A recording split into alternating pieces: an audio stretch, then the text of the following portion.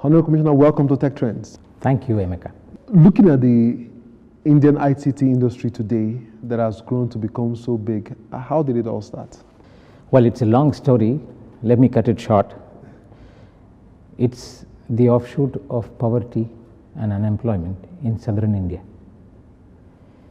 That part of India, because of historic past, gave very high priority to education.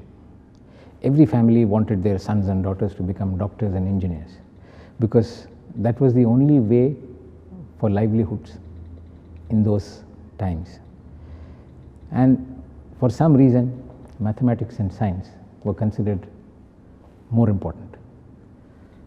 So this part of India grew up in poverty, searching for exit from poverty. And if in our history, the first famous Indian scientific institution called the Indian Institute of Science was set up in 1914 in Bangalore, the tech city of India, the Silicon Valley of India. Since 1914, this institution has been supplying professors to Ivy League universities in the United States, and after we became independent, the IITs get professors from there. So it's not that the IT revolution has come out of blank slate. It had a past which was glorious in mathematics. That's how. So from what you're saying, you mean that the STEM courses, these are the science and mathematics, are very important? Yes. From between 1914, when the institute was established, to when the boom started, how long did it take? And what was happening during that period?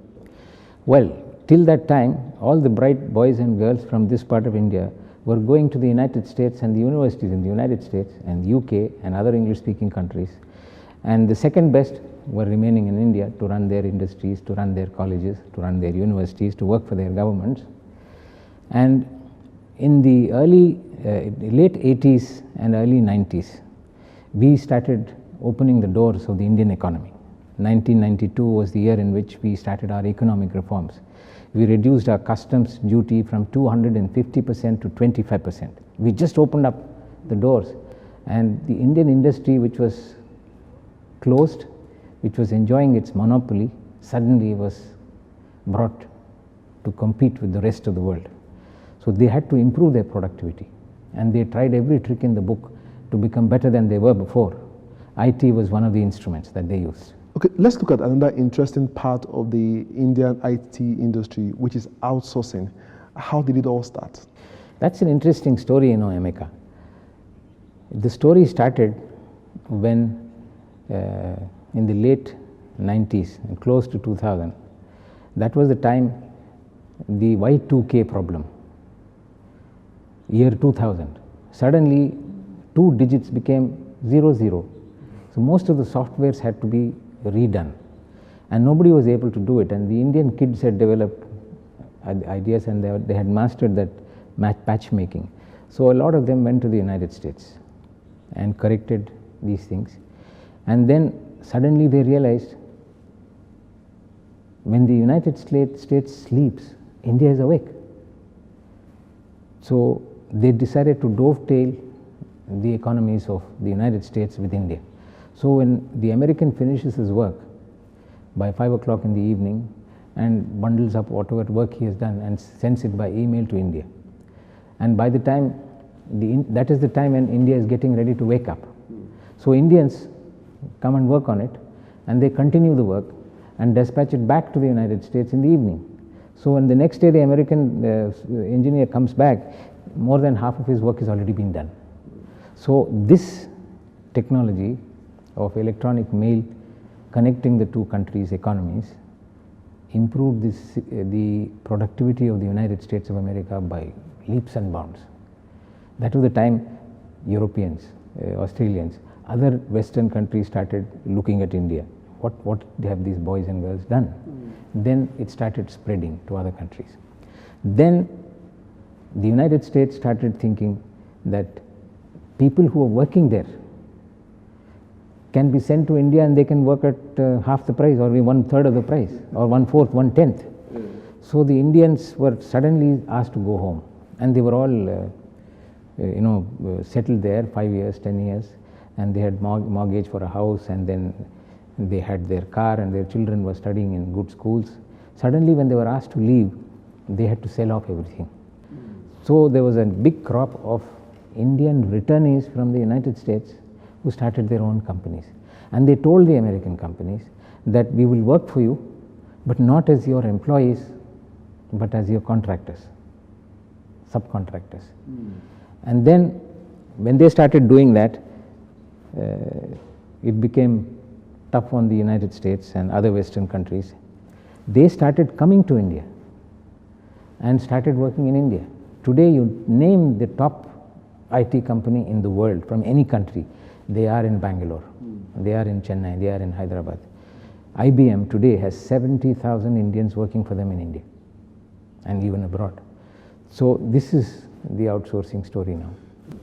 To give us an idea of how large the Indian IT industry is today and how many people it is employing. Well, it started off in a very small way. In 1992, when we opened up the economy, IT contributed 1.2% to our GDP. That was about it. And in 2012, it started contributing 7.5% of our GDP. And today, it is racing towards 10%. Now, the direct employment which IT sector creates in India is 3%. I'm sorry, 3 million. And indirect employment is close to 10 million. And it can expand. We started off with a few $100 million in the 90s. Today, the IT sector in India is worth $148 billion. And to give you an idea of what it is, that's the amount of money we spend for importing oil, $148 billion every year. So it offsets the oil industry's requirements. And out of this 148 billion, close to 100 is exports. Wow. And the remaining 47, 48 billion is internal, domestic. Because we have about close to 1.5 million registered Indian companies in the stock market. So they all need IT. Everybody wants them. So the domestic market is also growing. Now you want to develop IT, you have to develop optical fiber highways. When you develop optical fiber highways and give satellite connections to young people who are educated, IT starts thriving. That's the time for IT. So if you set up, say, an optical fiber highway from Lagos to Ibadan, you will find what happens to Ibadan. It will metamorphosize itself in a matter of years. That is the job of the government, because it's not a profit-making industry yet. It's something which the government has to do, just like it provides power, it provides roads, it provides electricity. Optical fiber is another aspect of government's responsibility. Yes, because research has proven that for every rise in the use of broadband and internet penetration, there is a corresponding reduction in poverty. Yes, because they create jobs. Considering the long history that India has in terms of technology development, how can Nigeria learn from those experiences? You have the same assets we have, poverty and unemployment. And if you treat them as liabilities, you will keep suffering from them. But if you make them your assets, then there is a way out. There is a light at the end of the tunnel and you start moving. Now today in Ibadan there is an Indian company which has got more than 2,000 Nigerians working for it. They are actually back office for MTNL of South Africa. Now he is going to add another 1,000. This is only one story. There are many like that. And Nigeria has the capacity to start its own IT firms. It's not necessary for India to come here, because today the world is free. WhatsApp is free, internet is free, emails are free. You can learn sitting here, you know. So the other few months ago, I read an article in one of your newspapers saying a boy whose technology was picked up by Google or someone for $1 billion. Apple. So if there is stock here, there is brilliance already inside the country. You don't have to look for outside sources for your assets. So you motivate these boys, give them an enabling environment, and they'll move. Looking at how the United States and India has collaborated over the years, based on your explanation, what ways do you think Nigeria and India can also collaborate to develop the IT industry in Nigeria? Yes, there are many areas in which we are working, and in fact, one of the projects that we are looking for is setting up a life and earth sciences institute in Ibadan University. And if it works out, it will be a concentrated source of technical knowledge. You have the Indian International Institute for Tropical Agriculture in Ibadan. It's full of data and it's sitting on a gold mine. So technology is available. You will have to keep looking at what is your requirement, because every technology is not necessarily what comes from America, Europe, India, or China. It is also locally developed. This is your own technology, yeah. And there are many more like that. And you have to keep looking at them.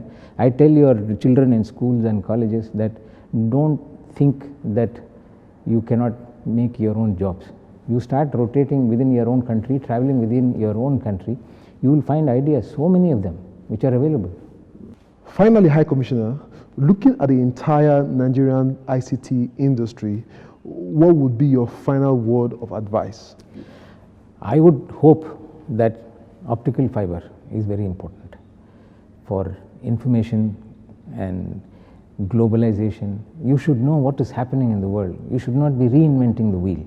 If something is available in China or in India at a price which is 2% of your cost of production, there is no point in breaking your head trying to develop it here. But there are products which you can do yourselves. Thank you for being on Tech Trends today. Thank you, Emeka. God bless you.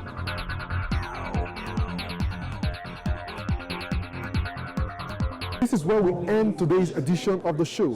As usual, we are continuing the interactions and conversation online, so join us there.